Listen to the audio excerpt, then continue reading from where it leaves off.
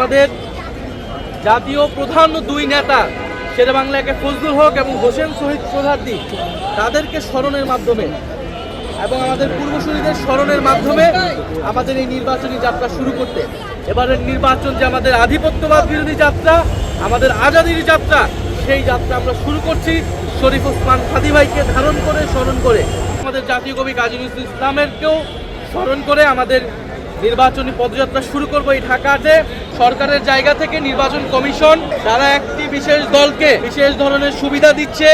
এই যে গত কয়েকদিন নির্বাচনী প্রচারণার নিয়ম না থাকলেও তারা নির্বাচনী প্রচারণা করেছে, অন্যদিকে গণভোটের পক্ষে প্রচারণা করতে যেয়ে আমাদেরকে নির্বাচন কমিশন শোকজ নোটিশ দিয়েছে। বলে আমরা এটা বারবার বলেছি যে নিরপেক্ষতা থাকতে হলে নিরপেক্ষ আচরণ করতে হবে, কিন্তু আমরা চাই যে কোনো মূল্যে সামনের দিকে এগিয়ে যেতে।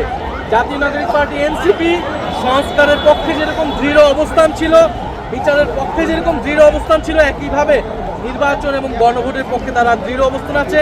যে কোনো মূল্যে আমরা সুষ্ঠু নির্বাচন 12ই ফেব্রুয়ারি যাতে নিশ্চিত হয় সেজন্য যা যা করা প্রয়োজন তা আমরা করব।